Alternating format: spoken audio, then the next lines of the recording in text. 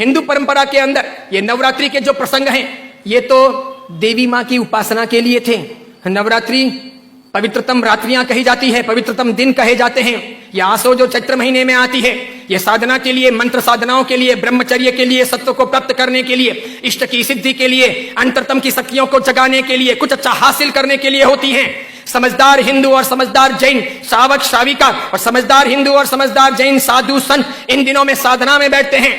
मौन रहते हैं, ब्रह्मचर्य का परिपालन करते हैं और आगे बढ़कर के शक्तियों को साधते हैं। उस जमाने में देवी माता की आरती करना, घट स्थापना करना, देवी माता को रिझाना और पुरुष एक तरफ, महिला एक तरफ, महिलाओं की जगह में, पुरुष की जगह में, देवी माता को बीच में रख करके मात्र उनके हाथ से गरबे लें और इस प्रकार उनकी भक्ति करें। यह परंपरा थी नवरात्रि की।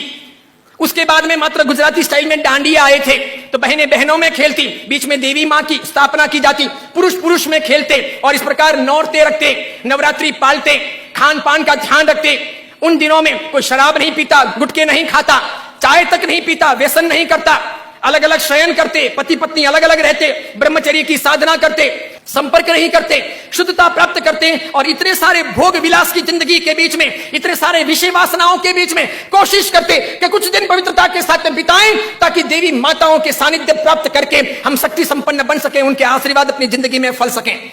गरबे गई, फिर डिस्को आया, नाना प्रकार के धुनें आई, नाना प्रकार के गायक आए,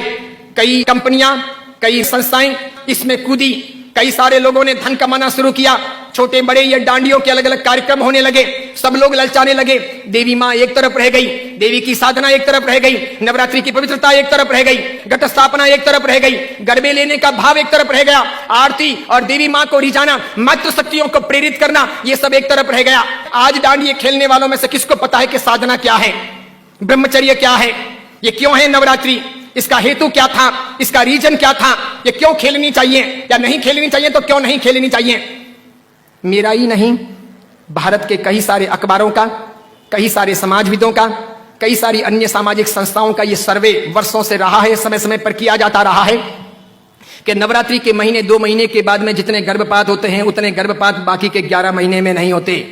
तो ये व्यभिचार नहीं है तो क्या है, ये दुराचार नहीं है तो क्या है, ये जीवन की भ्रष्टता नहीं है तो क्या है। इस बात पर मैं कुछ वर्षों पहले बोला था, अभी किसी ने वो वीडियो वायरल कर दिया और उस वीडियो को लेकर के अखबार ने लिखा। मैंने कहा जो सच है वो सच है कि हम अपनी साधनाओं को बचाएं, बेच ना दें। हिंदू धर्म की परंपरा हो कि जैन धर्म की परंपरा हो, कोई भी उत्सव महोत्सव हो, मैंने समय समय पर यह भी कहा था, गणपति अगर हिंदू धर्म के देवता हैं और गणपति के महोत्सव अगर मनाए जाते हैं या उनका आराधन अगर किया जाता है, तो उसमें कहीं जुआ नहीं खेलना चाहिए, शराब नहीं पीनी चाहिए, गणपति के नाम पर तमाशे नहीं करने चाहिए, लड़कियों के साथ में नाच गान नहीं होने चाहिए, गणपति लड़कियों को छेड़ने के लिए महोत्सव के तौर पर नहीं आ रहे, लड़कियां अपनी जगह पर हो, पुरुष अपनी जगह पर हो, वहां शराब नहीं पी जानी चाहिए, उनके पैसों का प्रपंच नहीं होना चाहिए, गणपति को सेलेबल नहीं बनाया जाना चाहिए। हिंदू धर्म अगर इन चीजों को नहीं संभालता है तो धीरे धीरे भारतीय संस्कृति का विनाश होगा।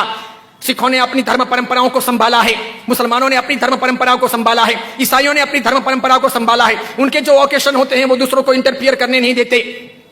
वो उसमें घालमेल नहीं करते। हिंदू और जैनों को इस बारे में सावधानी रखनी आवश्यक है। कल ऐसा ना हो जाए कि पर्युषण महापर्व के दिन आए या आखातीज का दिन आए या कार्तिक पूर्णिमा का दिन आए और कोई उसे किसी प्रतिष्ठान के नाम पर प्रोजेक्ट कर ले कि चलो अब महोत्सव को इस प्रकार मनाएंगे, उस प्रकार मनाएंगे, तो 25 साल 50 साल के बाद में ऐसा हो सकता है कि हमारी होली की आराधना या हमारे पर्युषण महापर्व की आराधना का रूप रंग बदल जाए।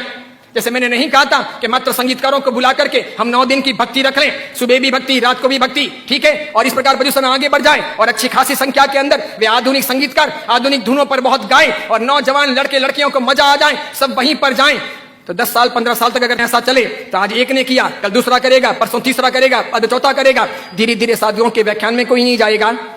पर्युषण महापर्व के प्रवचन एक तरफ रह जाएंगे, कल्पसूत्र जी हवा खाते रह जाएंगे और पर्युषण का रूप बदल जाएगा। ये नहीं हो सकता, ये नहीं किया जाना चाहिए। मैं इसलिए कह रहा हूं कि मेरी जिंदगी तो बहुत छोटी है, मैं तो कल दुनिया से चला जाऊंगा, लेकिन भगवान के शासन की परंपराएं नहीं मरनी चाहिए, हमें उन्हें जिलानी होगी। हमारे बच्चों को ये पता नहीं, उनको तो क्या है, नाचना गाना कूदना घूमना फिरना अच्छा लगता है, उन्हें सामाजिक प्रतिक्रमण ना अच्छे लगे, बिना पंखों के रहना उन्हें ना अच्छा लगे, लेकिन जरूरी यह है पर्युषण महापर्व की पूरी प्रक्रिया, उसकी साधना की सारी व्यवस्था समझी जानी चाहिए और इसीलिए हर बाबत के अंदर सावधानी आवश्यक है।